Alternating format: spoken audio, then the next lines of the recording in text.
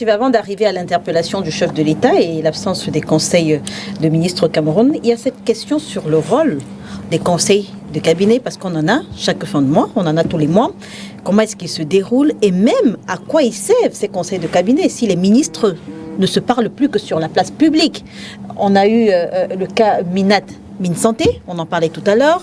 On a eu le Mine Justice qui s'est insurgé contre les hautes instructions lors de la projection du film de Paul Biya à la place de la BCK ici à Douala.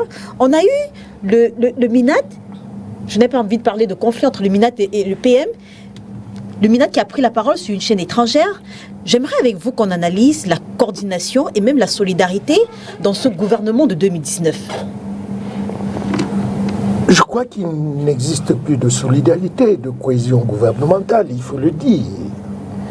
C'est pour ça que tout à l'heure, lors de ma première intervention, j'ai dit, si le délégué s'arrête à cette observation, c'est qu'il n'a rien fait. Il faut qu'il pousse qu'au niveau du conseil de cabinet, que le problème soit posé. Et la question que vous posez maintenant est de savoir, et nous posons la question de savoir comment l'ODJ, l'ordre du jour du conseil de cabinet est défini. Oui. Je crois que le conseil de cabinet, pour faire un ODJ, il faut qu'on essaie de prendre le problème soit hebdomadaire, soit mensuel, pour bâtir maintenant un ordre du jour. Si ce n'est pas ça, ça veut dire que on se pose la question de savoir, quand les ministres sont avec le PM, ils débattent donc de quoi? Donc, vous avez cité des cas entre le ministre de l'administration territoriale et le ministre de la santé, là où le ministre de l'administration territoriale entre partout, tantôt il est au niveau de la communication gouvernementale, tantôt il est... Je crois que vous vous rappelez lorsque le secrétaire général de la présidence de la République, Marafa, Amin Diaya, il avait déjà sonné l'alerte en ce temps-là pour dire la solidarité gouvernementale, les ministres doivent plus se permettre de se pavaner dans le cadre de la communication, mais un cadre avait été défini pour que les ministres puissent donc discuter.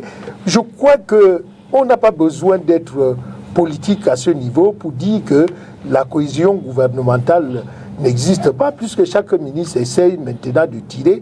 Si le délégué du gouvernement le plus renseigné de ce pays pose le problème sur la table avec les différents rapports qu'il reçoit au niveau du conseil de cabinet, le problème des infrastructures trouvera une solution. Parce que ce que nous ne voyons pas pour ne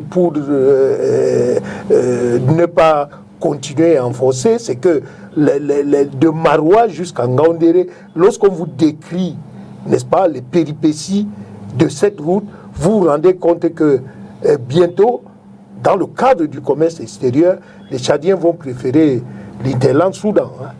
Parce que l'Interland Niger est fermé à cause de Boko Haram.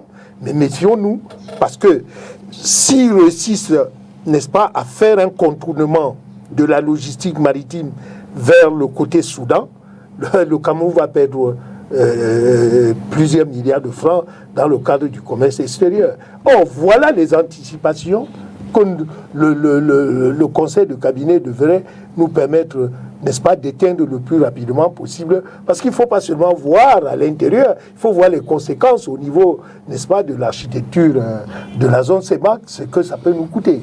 Donc le contournement aujourd'hui du trafic à cause de la route, puisque le chemin de fer s'arrête à Ngaoundéré, et vous êtes obligé, pour arriver au Tchad, de prendre la route Ngaoundéré-Tchad. Et si le délégué du gouvernement, à travers ses services de renseignement, ne décrit pas exactement les difficultés logistiques qui se passent entre Ngaoundéré et Kousséri, ça veut dire que les Tchadiens vont créer un contournement. Donc, je crois que le conseil du cabinet se doit de redéfinir leur ordre du jour pour s'adapter aux cris de la population, le cri économique, les cris sociaux, pour pouvoir résoudre ce genre de problème en termes de données mensuelles.